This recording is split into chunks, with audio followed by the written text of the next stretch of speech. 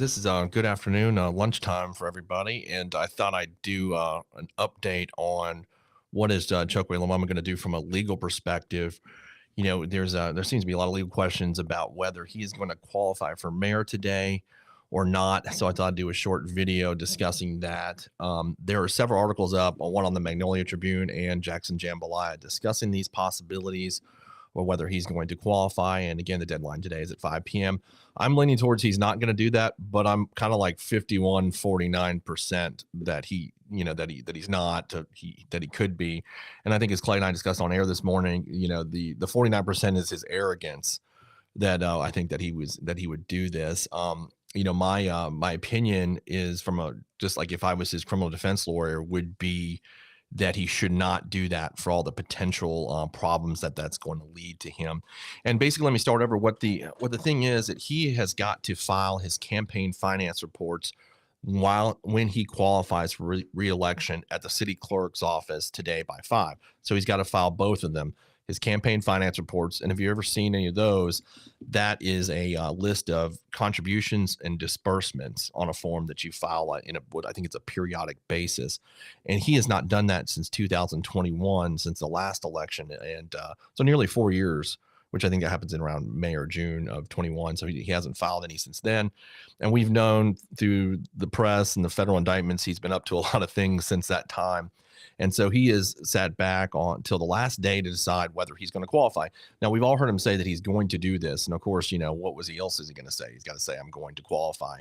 What I believe is that him and his legal team have sat back and gone through these reports and decided whether they're going to file them or not. And again, if I was his lawyer, I'd say under no circumstances can you do that. I think it opens him up to so many different possibilities. It is it's called Mississippi Code Annotated 2315-811, and that is where he would have to file these reports in order to be a candidate for reelection or to file for reelection. So we're going to see whether he does that. The problem to me really is several things. The first one being what we all know is the yacht party, the infamous yacht party with him and Jody Owens partying on the yacht with the facility solution team's FBI confidential informants, where they gave the mayor 5 separate checks, $10,000 each check for a total of $50,000, which when he got back to Jackson, he deposited in his campaign account. And then he later wrote checks to himself. Now, I'm not super versed on campaign finance law, whether he's allowed to do that. It seems a little shady to me. I don't know that how he's going to list that on the report. Like, FBI gave me $50,000 and then here are the disbursements to myself and what he did with that, which looks like an obvious bribe. I think to all of us that are, above the age of 8 can see that. So I think that's kind of his first big problem is how he reports that. The second, and Clay and I discussed that this morning, is that there may be a lot of stuff out there that none of us know about. And I would use the example of like a confidential informant that gave him money as a campaign contribution that he never reported, but they were working for the feds. I think the federal government has been working on this extensively for a long period of time, long before the real estate hotel downtown convention center scam. And they've been on him, it seems like. And I think you saw that with Carlos Tanner's motion for continuance in the federal case, that there was a voluminous amount of discovery to go through and that you have to look at. So there's all these potential problems and money that he may have taken over the course of the last 4 years that was, possibly illegitimate. Maybe some of it was legitimate. I don't know where that is, but it's not been documented anywhere.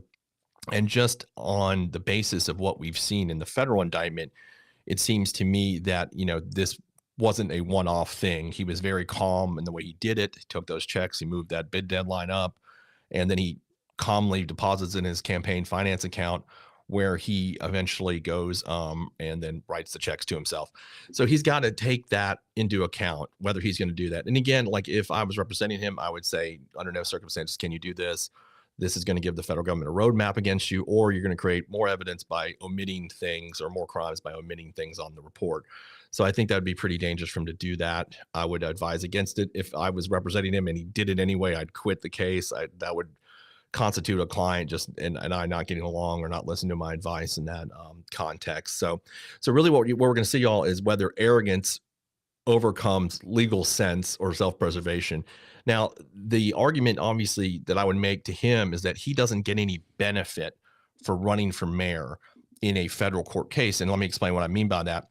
So, in the last 20 years, there have been two cases against public officials that that come to mind. The first being Frank Melton, and any of us that remember that, I think it happened around 2007. Frank was indicted by a Hinds County grand jury and went to trial and was acquitted for knocking down a what I think was like he had called a crack house. I don't know whether it was or not. It was a pretty long time ago, but I remember watching some of that trial. And at that time, Frank was a rather beloved figure. People liked that he was fighting crime. So he was acquitted because people kind of looked at it like, hey, you're going to knock down a crack house. And it was in state court. So he had, his voters there. Years later, Robert Smith, my old boss, was indicted for helping a criminal defendant, also in Hinds County Circuit Court and State Court. He was a very, beloved figure among certain people. I mean, his family is very well renowned, and his grandfather was a big part of the civil rights movement in the 1960s. Everybody knew who he was. He was indicted, tried in state court. First trial was a hung jury. Second trial, he was acquitted on that. And so those are, examples of when you're a local politician, you have the people behind you, and that's why it's hard to try a politician in their home district. Now, what you have is a little different. Chokwe Lumumba is going to be tried in the Southern District of Mississippi, which encompasses several counties that jury pools will be drawn. Where being mayor of Jackson will not help him, in my opinion. There may be a few jurors that might who get on the jury, but most likely it's not going to have the same effect that Frank Melton and Robert Smith had. So I think you have to look at that and weighing that out, that it's not going to be the same sort of thing. And I don't know whether he's taking that into account, but he should, that it won't be the same thing there. And so he has that one thing. And then he's also got a lot of opponents. John Horn is in the race. This Henderson guy, Kim Wade got in. David Archie. It's not going to be 2021 where he's guaranteed to win. There's a lot of negatives coming to him. Who, for one thing, is going to donate to him? Is he going to raise any money? Is he going to be just straight him knocking on doors? I don't know. There's a lot of questions he'd have to answer. It'd be tough. He obviously doesn't have any results to run on. We've seen the results. It's him taking bribe money, and the streets and the crime and the schools and everything's messed up, and the water and all the rest of it. So I don't have to go through that. We all know how messed up this city is. So he doesn't really get a benefit from doing it. And it would be a terrible decision, and only one based on arrogance. So look for that later today. If he files for reelection, this is only a decision he's made because he's arrogant, and that's the only reason he's done it. Now, if he doesn't file, it's because he's worried about what I just stated about the campaign finance reports, helping the feds, omitting things. It's also kind of an admission of guilt if he does not file today and he does not file those reports. It's basically, we know he's accepting that he's probably guilty, and he may be working out a deal at that point. So everybody look at that. We'll see all of that here in a few hours. I think everybody is anxiously awaiting this, but who knows? It's a toss up. Like I said, 51, he doesn't, 49, he does. And we'll see. So I don't know, but I just wanted to give an update from, like I said, a legal perspective on it, what I would do, what I would advise a client to do. And that would be not to file. And we will see what he does later today. But I hope everybody has a great Friday and a wonderful weekend, and I'll see y'all later.